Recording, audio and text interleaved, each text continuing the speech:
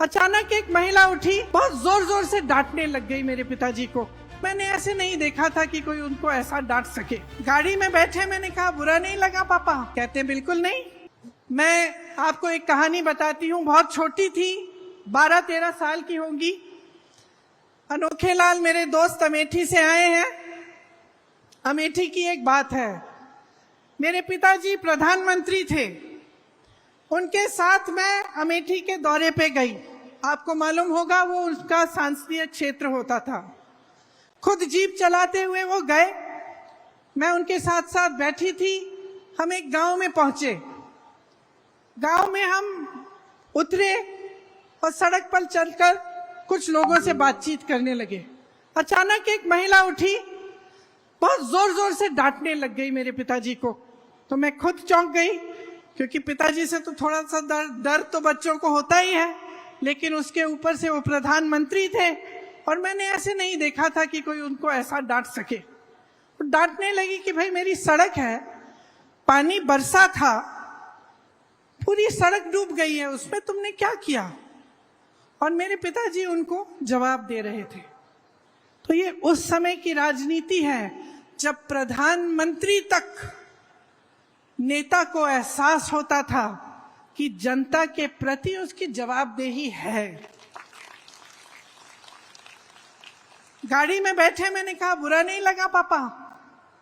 कहते बिल्कुल नहीं, ये मेरा कर्तव्य है और ये उसका कर्तव्य है, उस महिला का, कि मुझे याद दिलाए, मुझे बताए कि यहाँ ये समस्या है, इस समस्या को सुलझाओ। अब आगे आइए, तकरीबन 40 साल बीत गए, मैं बुढ़ी होने वाली हूँ। मैं उत्तर प्रदेश में काम कर रही थी।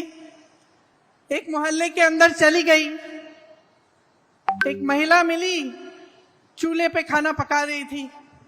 मैंने पूछा, गैस सिलेंडर है? कहा है दीदी, खाली पड़ा है। मैंने कहा भर सकती हो? कहती है नहीं भर सकती, पैसे नहीं है। मैंने कहा घर पे काम कौन करता है? उसने कहा कोई नहीं करता, रोजगार नहीं मिलते आजकल। मैंने कहा कमाती कैसी हो, कैसे हो? तो उसने कहा थोड़ी बहुत कांच की चूड़ियां थी, उनको वो जोड़ जोड़ के वो कमा लेती थी थोड़ा बहुत। तो मैंने कहा भाई मोहल्ले की क्या परिस्थितियां हैं? उसने कहा दीदी बिजली के खंभे हैं, बिजली नहीं आती, पानी की टूटी है, पानी नहीं आता, सड़क तो आपने देखी होगी खराब पड़ी हुई है। तो मैंने कहा वोट किसको दोगी? इसी विधायक को दोगी? क्या कहा उसने? मैं इसी को दूंगी। मैंने कहा अरे वाह, अभी तो तुम कह रही थी कि पानी नहीं है, बिजली नहीं है, सड़क नहीं है, रोजगार नहीं है, कमा नहीं पा रही हो, तो इसको क्यों वोट दोगी? इसने क्या किया तुम्हारे लिए? तो धर्म की बातें करने लग गई, जाति की बात करने लग गई। तो तब की राजनीति और आज की राजनीति में बहुत फर्क है। और फर्क क्या आया है? जनता जागरूक तब भी थी, जनता जागरूक अब भी है, लेकिन अब जनता के जज्बातों का इस्तेमाल हो रहा है। धर्म की बातें होती हैं, जाति की बातें होती हैं, और इसमें इनका राजनीतिक इस्तेमाल होता है। और इनका राजनीतिक इस्तेमाल इसलिए होता है क्योंकि जब आपका ध्यान उस तरफ होता है जहां आपके जज्बात है, आपका धर्म है, आपकी जाति की बात है, तो आप नहीं पूछेंगे कि मेरी सड़क तुमने ठीक क्यों नहीं की, तो आप नहीं पूछेंगे कि मेरे लिए पानी क्यों नहीं आ रहा है, मेरी यहाँ टूटी में पानी क्यों नहीं आ रहा है, तो आप नहीं पूछेंगे कि मेरे पति के लिए, मेरे लिए आपने रोजगार क्यों नहीं दिलवाया।